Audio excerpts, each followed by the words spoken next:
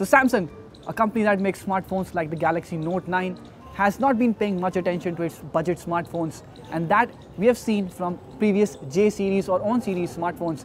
But the latest M10 and the M20 have been changing the trend. We would see phones like the Realme 2 Pro that come with a water drop style notch, everything that you can expect in that budget. And we will look at Samsung phone and say, hey, why can't Samsung do it? But with the M series, it looks like it has cracked the budget segment and is on the right path now. You are watching India Today Tech. I'm Rahul Sethi, and this is my review of the Galaxy M20. So the M20 is the more expensive phone that comes with a full HD display, a fingerprint scanner at the back, but the look and feel and the overall design of the smartphone is very similar.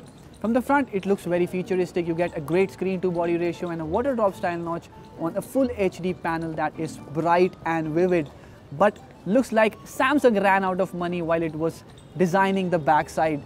I mean, it's as bland as phones used to be back in 2012. But the M20 is not just about features, it's also about practicality. I mean, Samsung could have given a glass-like bag similar to the Realme 2 Pro on the M20 also, but that may not have done wonders for it. Instead, it has chosen to give it a very solid build quality and a 5000 mAh battery, which though makes the phone look bulky.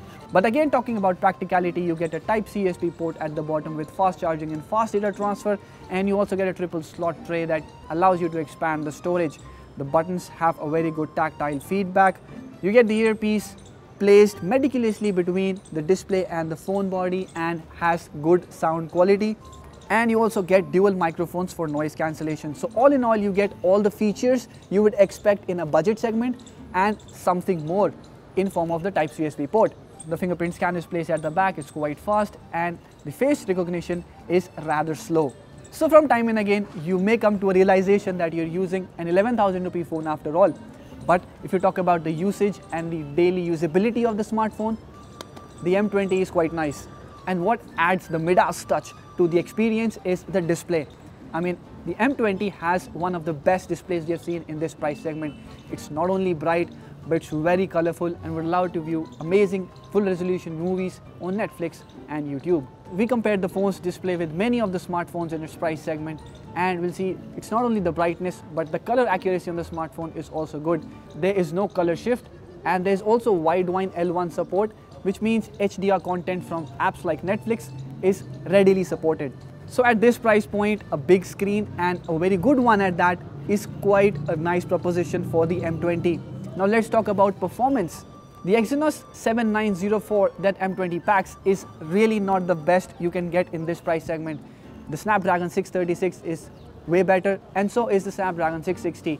It's not just the chipset that gets you best experience. I mean, you will not be able to play PUBG in high graphic settings, and that is what you lose, but you'll still be able to play games like Subway Surfers or Asphalt 9, and you should go for the 4GB variant if you are into gaming. But let me tell you again, the M20 is not the best phone to buy when it comes to gaming. Although I can say its software is way more refined compared to other phones that use their own interface on top of Android, like the MIUI, the ColorOS. Modified stock interfaces that you get on smartphones are not as refined as what we saw on the Experience UI 9.5 on Samsung, and that is quite a nice thing. I mean, you get experience of a flagship smartphone like the Note 9 on this phone.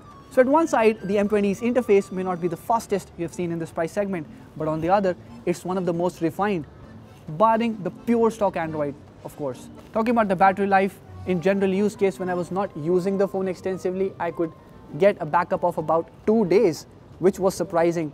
But when I would watch a lot of movies and surf the internet a lot, I would get about 1.5 days, which is still very nice.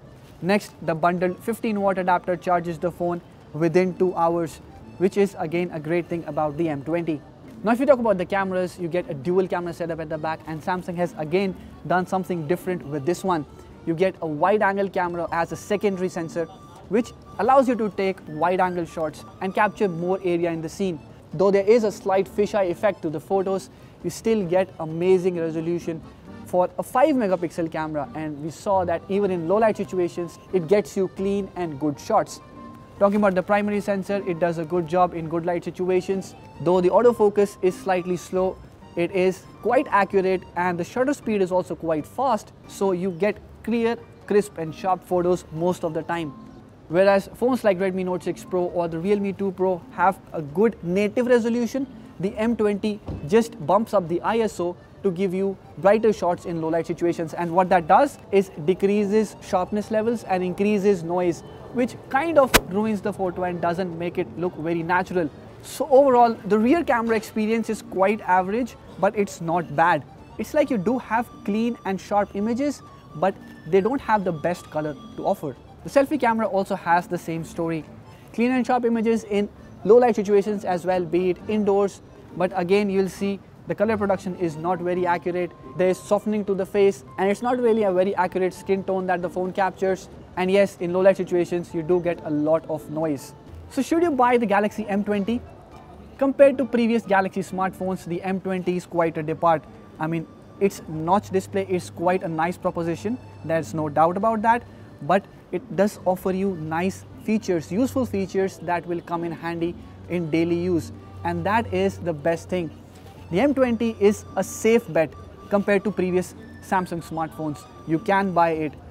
Of course, there are phones like the Redmi Note 6 Pro, the Nokia 6.1 Plus, or maybe the Realme 2 Pro that offer you much better display, camera quality and other things. So there are always better phones than the M20. But if you have been always yearning to buy a Samsung phone that offered you a rounded experience without any major loss to it, the M20 is the phone to buy. Do let me know your thoughts on the M20 and which phone you're planning to buy under 15,000 rupees. Also, if you like this video, hit the thumbs up button and share it with your friends. Subscribe to our channel to get latest videos on technology, smartphones and other gadgets like this. Thank you for watching.